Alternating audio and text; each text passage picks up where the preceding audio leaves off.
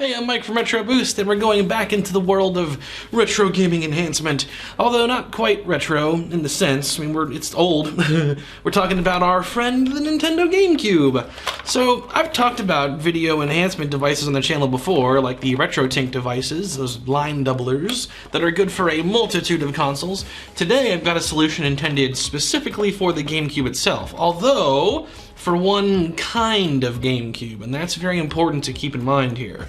What we're going to be talking about is the CARBY HDMI adapter for the Nintendo GameCube by Insurrection Industries. Cool name.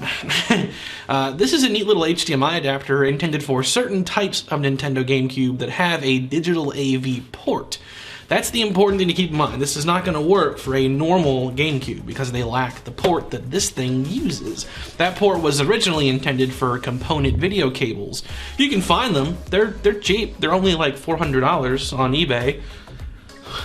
Whereas the CARBY is like $80, so definitely cheaper than going that route, and you get HDMI out of it. That's cool. So we're going to talk about how this thing works, what it does, how it connects, what kind of GameCube you would need, stuff like that, and of course show off what the games look like. Be sure to subscribe if you enjoyed the video. It's the best way to help me grow the channel. Let's get into the CARBY. Let's start with how the CARBY actually connects up to these GameCubes. So, as you've noticed, it's not the usual AV port that you're used to seeing. A typical GameCube is going to have just the one, an AV port intended for composite cables. Same kind of ports present on the N64 and the Super Nintendo. So this Platinum GameCube here is not compatible. It's not going to work. I have to use a device like, say, RetroTINK for something like this. The one that you need if you want to use a device like the CARBY is a GameCube like this. It's so different.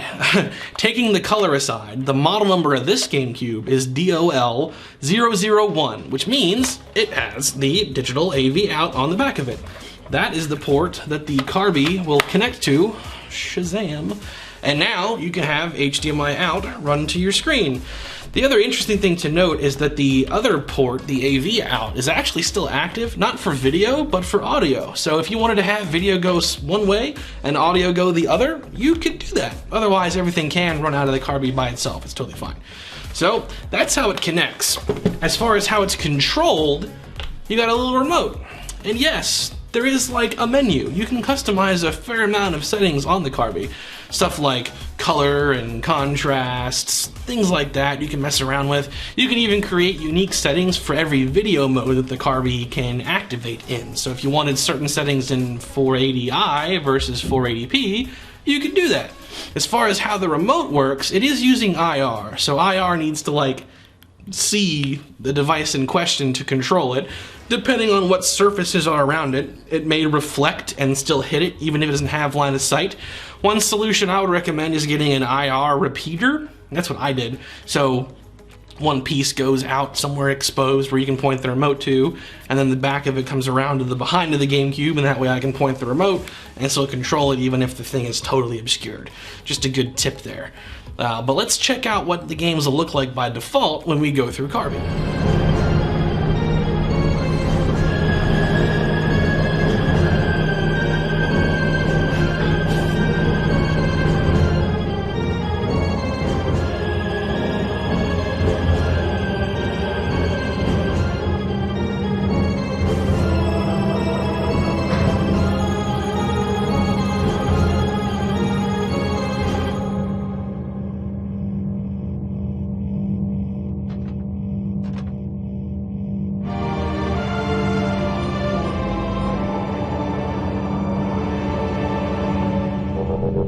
Does. One thing you may notice is when the games boot up, we're seeing that it's a interlaced signal. So that means that we can do line doubling, just like the RetroTINK devices would, to improve the quality. Interlaced though, I want progressive scan, because that is the whole idea of using a port that is normally intended for component cables. We want that 480p output, baby. How do we do that? Well, sometimes the game may ask you, it'll do that for sure when you play it on, like, say, Wii, for example, a GameCube game through Wii using component, it'll usually ask you. With this, though, you may have to trigger it manually. How do you do that? Well, when the game is booting up, simply put, hold the B button on your controller. If the game is 480p compatible, you'll see a prompt appear that says, hey, do you want to use progressive scan? Just hit yes. The device will reconfigure itself very rapidly. If you're using a capture card, the feed may cut out temporarily as this happens. And then you see a message that says, hey, now we're in a progressive scan mode. This is more the performance I wanted to get out of this device. The whole point of using this kind of port is to get this picture standard. Is every game 480p compatible? No. Are most of them? Yeah, I would say probably most. Out of my collection, the 10-something games I tested, 9 of them were compatible. The only one that wasn't was Need for Speed Hot Pursuit 2. All the Nintendo-centric games I tried, they all worked and did progressive scan output, and the picture looks awesome. This is probably the closest to like emulator quality I've seen out of the original hardware yet. It's very, very good. It's just a matter of making sure that you're in that 480p mode. That's the biggest trick. So here's some more gameplay examples for you using 480p.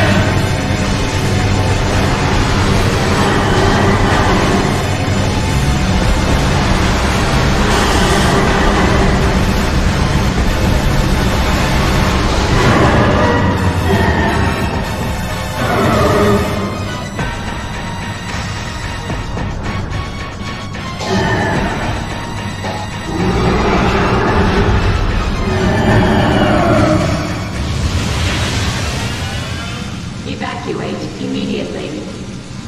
Evacuate.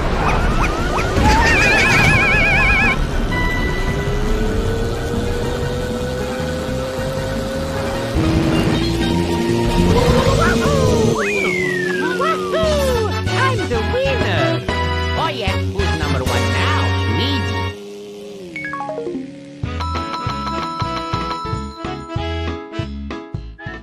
And there we have it. So that is the Insurrection Industries CARBY in a nutshell. The real trick is to get games that are 480p compatible. Those produce such an awesome picture experience that really makes this thing worth it when you play them. The good news is tons of games are compatible, so chances are the bulk of your collection is gonna work with them.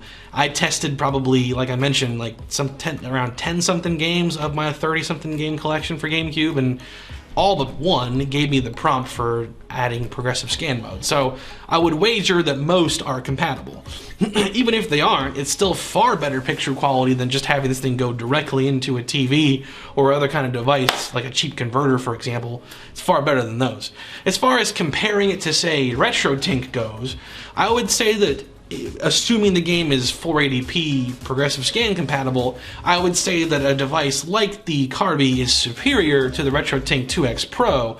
However, if you have, like, say, a Wii and you play your games through that using a component cable, the RetroTINK 2X Pro M will produce a pretty indistinguishable picture quality compared to the CARBY will, because those games are, you know, the Wii can output progressive scan too, and the 2X Pro M is compatible with that, so very good. They look awesome. Even without RetroTINK component out of a Wii, it looks pretty great. I actually published some videos recently, just little short little gameplay clips showing just gameplay footage using a Wii component to 2X Pro M, just to show what it looks like. And they look really good. All in all though, if you're a real GameCube enthusiast, or if the GameCube is like your only retro console, I would definitely recommend looking into a device like the CARBY. There are other options too. CARBY's just the best priced one right now. Hope you found the video informative. Definitely consider subscribing. It is the best way to help me grow the channel right now. I appreciate you watching no matter what.